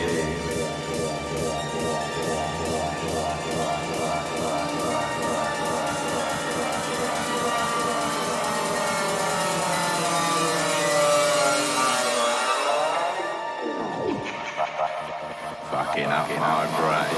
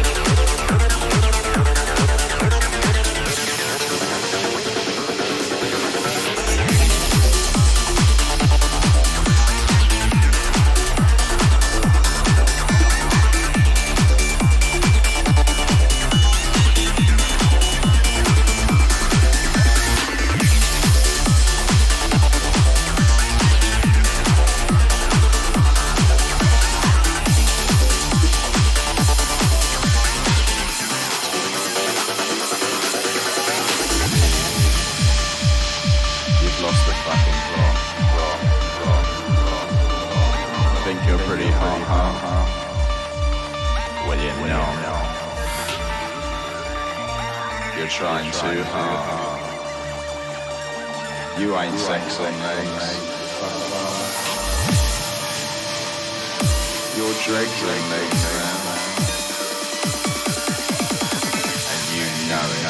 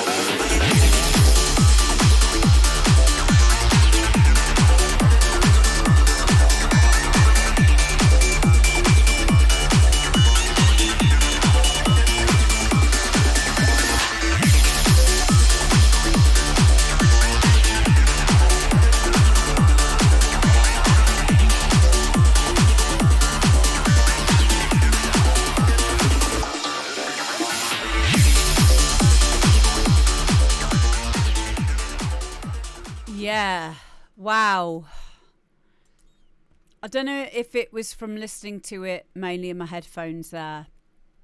There were elements that were just taking me away on a journey. In a certain frame of mind, as a psychonaut, for example, that would be a very enjoyable journey to be listening to that. I think that would kind of like take me off on a nice journey. There's a lot of depth to it. It was kind of psytrancey without being psytrance. Like it had the elements of it in it that were reminiscent to how psytrance can take you on a journey as a psychonaut. Excuse me. Do apologise. Yeah, early on, I mean, I loved the chugginess of it. I loved the I don't want to say slow, because we don't want to get into a BPM thing again, but the pace of it is great. It's not psytrance at all, is it? But it has it's the essence of psytrance. It's the essence of the journey of psytrance. Yeah, something about it. I think you've made a new genre, basically. That's what you've done. I love it. I love what you've done with it. I think you have taken the twistedness of the original and you've kept that expression and made it your own. I sound like fucking Simon Cowell now, don't I? You have, and I liked it. I really liked it. Yeah, you twisted the twisted. You twisted the twisted, mate. You should be really, really proud of yourself. Yeah, just Jules would have probably played it. It's very, I guess, progressive would be a way to describe it. Yeah, I really liked it. Really liked it. I just like listening to it. I like listening to it. I could listen to that in a mix, in a special kind of a mood. So yeah, exactly. As General Bounce says, get your shit out more. There you go. You've been told now. And this is what these are all about, guys, is get you guys having a bit more confidence about what you're doing and where you're going. And I hope that you can take something from this, even if you're an artist that hasn't yet gave in a track yet. And you're just listening to the advice here. I hope that you will, and I know that you will take something helpful away, even if it's just, plugins that we've mentioned. I know C. James earlier mentioned about Ableton. Ableton has got a 3-month trial period on it. So you can download it and use it free for 3 months. FL Studio, which is my preferred digital audio workstation, is completely free to download and use all of the bits. You just can't save it until you've bought a license for it. Logic, of course, for Mac. Tunes, man, I take any genre, anything at all. All you need to do is send me your demo to amberdpromo@gmail.com. Make sure you label head the email with demo drop, and make sure that you label your file with the artist name and the title. Or of course you can send me a SoundCloud link, that's fine. So yeah, it's any genre at all. There's only two kinds of music in this world, and that's good music and bad music. So, and there you go. I paid for FL Studio, then you left me, LOL, so I gave up. Don't blame me, C. James. I didn't leave you at all. You should go back to FL Studio. FL Studio gives you free updates for life as well, which is another good thing about it. So, and yeah, C. James, you were a perfect example of this, of someone that has a lot of potential, and I hope that you will try to harness your creative energy. A lot of us who are quite mental, me included, all we've ever needed, right, is some way to harness the energy of our being mental-ishness. So, for example, for me, I've always had an issue with anger. I've always had inner frustrations. I've had a lot of energy in me, and it used to come out in anger or frustration. And I've learned to channel that into music. I've learned to harness it, and I learned that science, isn't it? All energy just needs to be transmuted into a different kind of energy. It can't be destroyed. It just needs to be transmuted into a different kind. So for me, instead of getting frustrated now, I'll channel that into either writing things out, talking about things, dancing badly in the studio. Talking to you lot helps a lot as well. We've got the Discord as well for anyone who wants to go to the mental health section on there that I run, because I'm a mental health ambassador. The only difference between a mental person that keeps getting sectioned and someone who isn't and is managing their mentalness is how you harness it. Okay, that's the only difference. I remember when Guyver, my other half, who is a very well-known hard trance producer, he got sectioned at a time when he was suppressing a lot of his emotions and he wasn't making music. And those two things together, because he wasn't expressing how he was feeling, it became a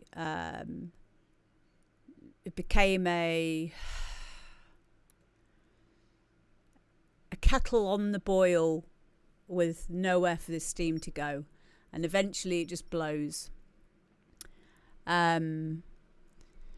So you don't want that to happen. You just need to focus that energy, and that's why these streams are important for me, to help you to just remind yourselves that you can do this. And it's always the mental ones who are the best and the most artistic and the most inspiring, and the ones who think outside of the box, who are very important, and you have a reason for being here. And that isn't to fit in. It's not to fit in at all. It's to do something different and to be creative. So, and I hope you take something from that. So yeah, music is the answer. Channel your energy into Amber's channel. There you go. Yay! So what we're going to do now is we are going to finish off with the Amber's, which was it? Rush on Me. Amber D, Rush on Me. Because someone has redeemed it from, it was at Kelly, wasn't it? Heads Up remix, yeah. Hang on. Got it on my other monitor behind me. I've got to find it.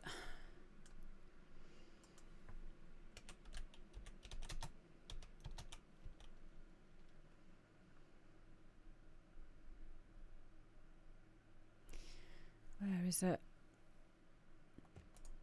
So yeah, this remix is a remix that I've commissioned Heads Up to do. I play a lot of Heads Up stuff on my show, let me tell you. So where is it? Where's it gone? Hang on. There we go. Right, just find it. So this is going to be the last tune I'm going to play. Enjoy.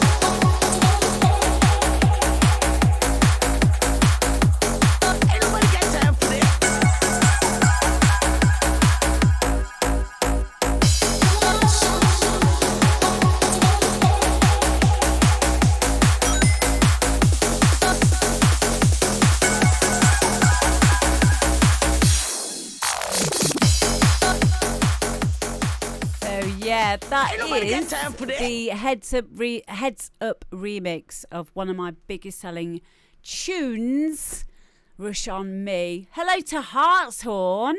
Can I just say, massive thank you to all these people following right now. Sunder is your dad, Kadiran, Astish, Gwenalina, Myanmar, Wickathith, Akayulia, Eluine, Harulia, Erusian 88, Chelowin 11, Ain't nobody got time for that. Adithio 24, Adajan 37. Why have you all got double figures after your names? This is very strange. Alan Dharma, Ain't nobody Laboon got time for that. 74, Elarith Loth, Glathoth, and Umarabian 13. That's very strange that every single one of those people have got two numbers after their name.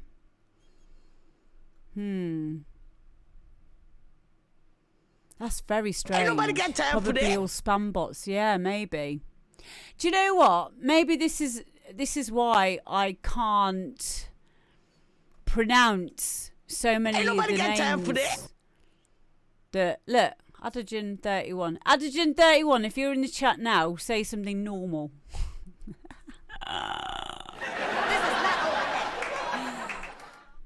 Sounds like you're talking Elvish, like Lord of the Rings. I know, right? You know, if I don't have enough problems articulating myself already, you know? Ain't seen no spam yet. No, we haven't seen any spam yet, have we? Go on a day, try and spam us. See what happens. We need one of those catchpas, don't we? Very strange. Ooh, baby, I'm thinking about your spam bots. Plot twist, I'm AI. Brilliant.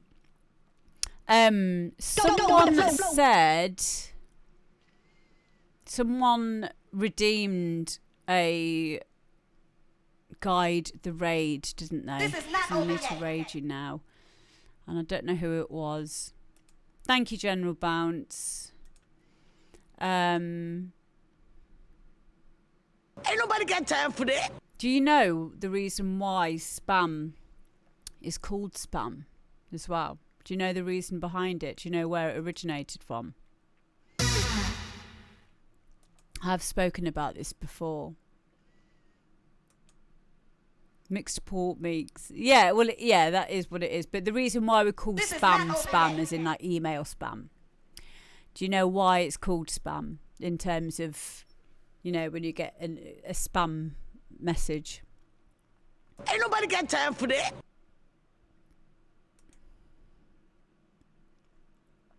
Anyone? Okay, well, basically, it was because the very first email sent to multiple people was a picture of spam. There you go. And that's why they call it spam. Because that was the first message that was sent out to multiple people. Yeah, it is weird that I'm getting all these bots following, but, you know, oh well. Yeah, it's true. It is true. I can't remember where I heard it, but it's definitely true. Let me just Google it. Why is spam called spam?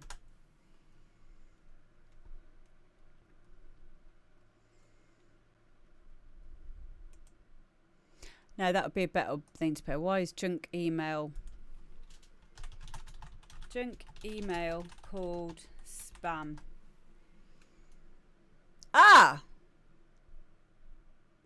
Email spam, also referred to as junk emails, unsolicited messages sent in bulk by email. The name comes from a Monty Python sketch in which the name of canned pork product spam is ubiquitous, unavoidable and repetitive.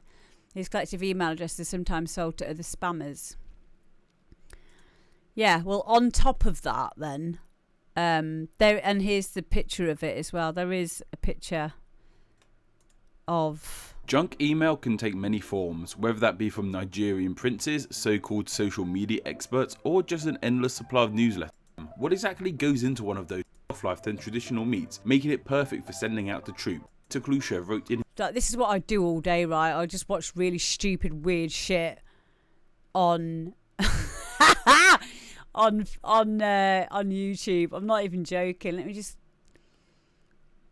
I can get this up on a window capture, can't I?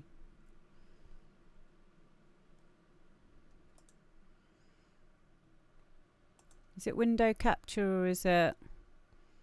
Try window capture.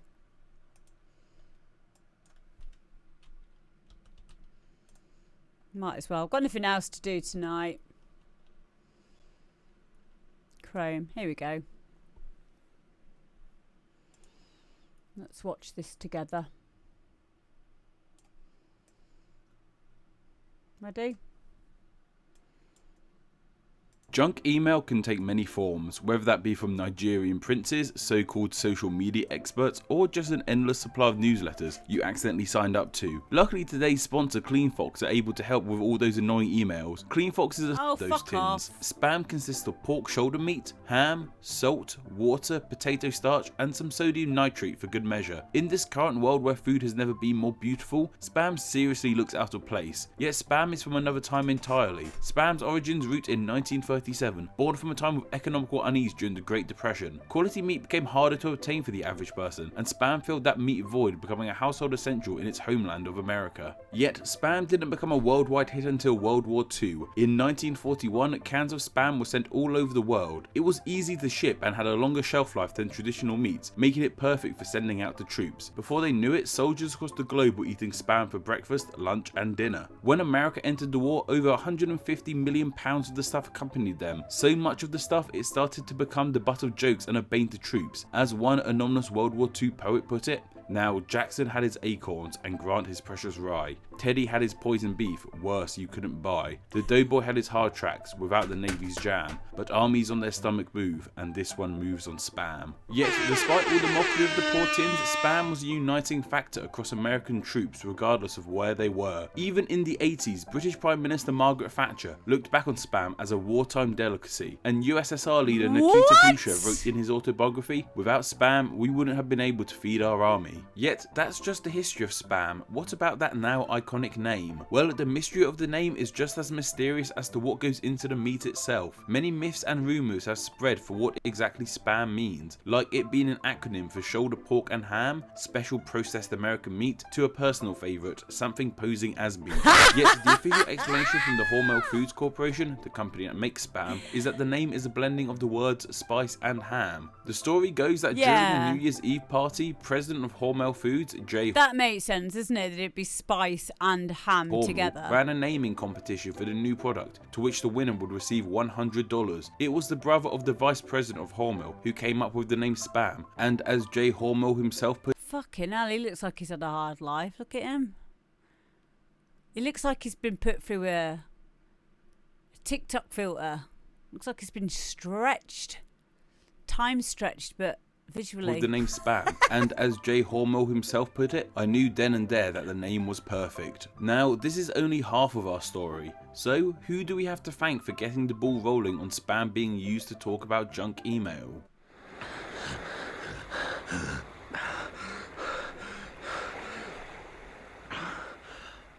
It's Monty Python's Flying Circus. Oh, it Monty is Python's Monty Flying Python Circus was a then. huge hit, creating famous sketches involving anything from dead parrots to the Spanish Inquisition to some very silly walks. Yet the sketch we need to talk about involves a cafe that seems to specialise in spam, some angry patrons, and for some reason, Vikings. As the waitress lists off all the spam-based dishes her cafe is serving, the Vikings chant more and more. Spam, spam, spam, spam, spam, spam, spam, spam, spam. You get the idea. But before spamming was a noun on the internet, it was spamming the verb. Spamming had its origins in the 90s at the dawn of the internet in things like chat rooms and early online games, in which users would flood chat boxes with endless meaningless text to annoy others, or even flood computers with too much data and crash them. We have nerds to thank for the term spamming. Monty Python and nerds just seem to go hand in hand, like how the Python coding language is even named after them. It was dubbed spamming in relation. No, is Python named after Monty Python. Python, the computer language. To the Python sketch for a couple reasons. Fuck! Spamming and Vikings singing spam are both repetitious and annoying to the person on the other end, and Vikings chanting spam and spamming online both annoyingly drown out everything else, with the annoying barrage of messages evolving into an annoying barrage of emails that were too titled spam. Spam has had an interesting history, from a simple tinned meat rising in popularity during the Depression, to winning wars, to Monty Python's endless singing of its praises, to early internet nerds making it a word of their own. There's so much history in those 4 simple letters. Did you know that the internet is the fastest growing source of CO2 in the world? An email is responsible for the emission of 10 grams of CO2 per year. CleanFox's website and app are so easy to use. Simply put in your email, let CleanFox scan your account, then decide if you want CleanFox to keep. Of course, a huge thank you to all my patrons who are helping name explain. Wow, I did not know that Python, the coding Python code language, is from Monty Python. That's crazy. See, this is what I do all the time. All the time at home. I will just continuously now what I want to do is just double check to see if that is true. So is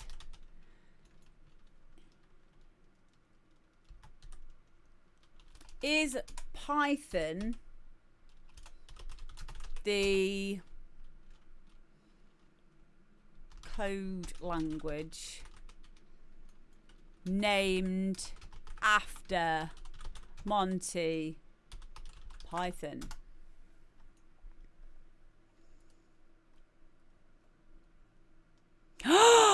It's true. It's true.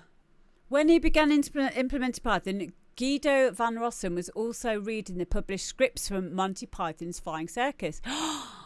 Van Rossum thought he needed a name that was short, unique and slightly mysterious, so he decided to call the language Python. What? Oh, wow. That is so cool. How amazing is that? Keep them coming. YouTube at 3 a.m. I had a throwback Jordan Peterson night last night. I had a Jordan Peterson day today, actually. Yeah, it does explain the weird sense of humour, doesn't it? That's crazy. That is absolutely crazy. Yeah, I love Jordan Peterson. The one that I watched earlier, I'll prove it by going into my YouTube history. This is what I read. This is what I was watching literally before I came on.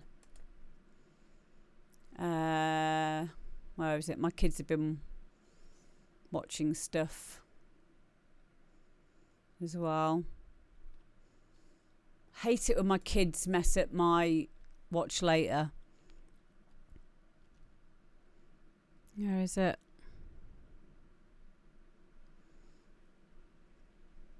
Oh, there it is. I want to go talk to Peterson. Peterson, do you have any comments on the Nazi presence at your protest? The presence of Nazis and white supremacists assaulting people at your protest. Do you have any comment on that? Yeah, I don't like Nazis. Then why are you? Why were they here? Well, how can I answer Are there views in alignment with yours? At some point, you have to realize. That's a foolish question. Look. It's a brilliant video. That was probably one of the first ones I saw of him getting in hot water a long time ago. I mean, we're going way off topic now. I'll leave the link for you all to have a little look at that one. He is amazing now. I love Jordan Peterson. Yeah, when General Bounce is here as well, we always look through all these kinds of things. Do you know what we should do, actually? We should probably do a night where we just watch YouTube videos like this together.